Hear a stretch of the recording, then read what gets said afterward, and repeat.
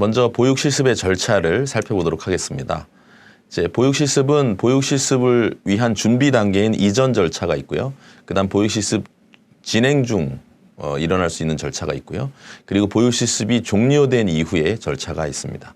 이렇게 세 가지 시간의 흐름에 따라서 살펴보도록 하겠습니다. 이제 먼저 여러분들께서 이제 이미 실습을 진행하시는 분도 있을 수 있고 실습을 준비하시는 분도 있을 수 있겠지만 보육 실습을 진행하기 전에 여러분들이 반드시 해야 될 일을 보육 실습생 입장, 교육기관 입장, 그리고 어린이집 입장으로 이렇게 세 당사자 중심으로 한번 살펴보면요. 실습생은 당연히 수강 신청을 해야 됩니다. 어디다 하냐면 교육기관에다가 하죠.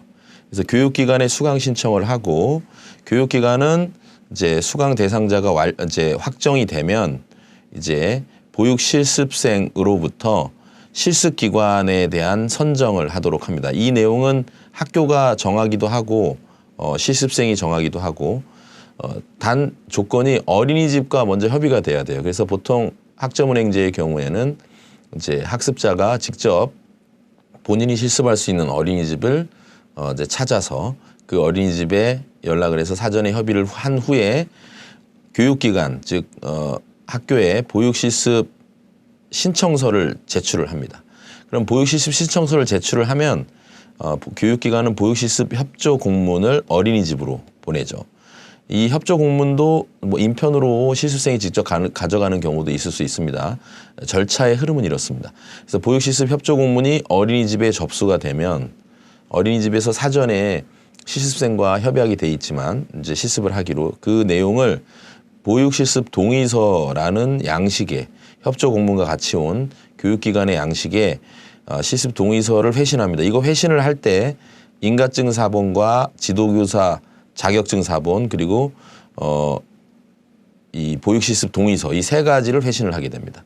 이 세 가지를 회신을 하면 교육기관 즉 학교에서 실습생의 보육실습 동의서가 도착이 되면 실습이 시작이 됩니다. 실습에 해당되는 내용이 이제 법령이 마치 발효되는 것처럼 실습이 시작이 됩니다. 공식적인 시작이 되는 것이죠.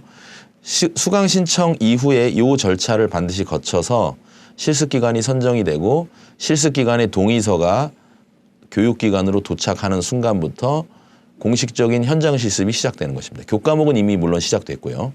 그러면 이제 실습생은 무엇을 준비하냐면 실습기관에 제출할 서류, 이제 뭐 신상카드나 보육실습 서약서, 먼저 이제 확정될 때 제출할 수도 있고요.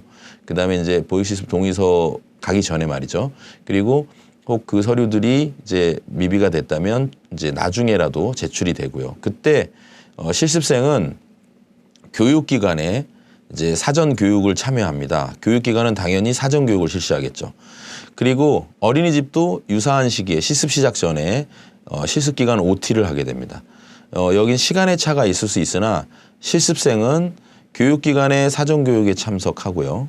그리고 어린이집의 OT도 참석해야 됩니다.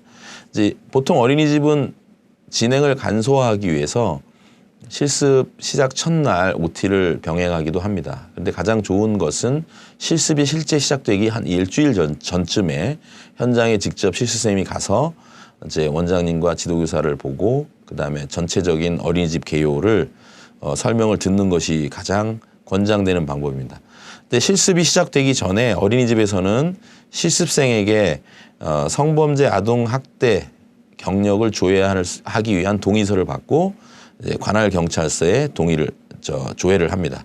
그리고 실습비를 어린이집에서 수령을 하게 됩니다. 실제로 이 실습비는 이제 일반 고등교육기관 같은 경우는 등록금에 실습 비용이 포함되어 있기 때문에 교육기관에서 송금하지만 이제 뭐 학점은행제나 기타 교육기관에서는 이 실습생이 직접 어린이집에 이렇게 실습비를 냅니다. 근데 이제 실습비를 내는 것에 있어서 실습비에 대한 내용은 이제 기본적으로 학교에서 정한 영수증 양식에 그 실습비 이용을 낸 내용을 이제 영수증을 받아서 실습 일지에 첨부하도록 합니다.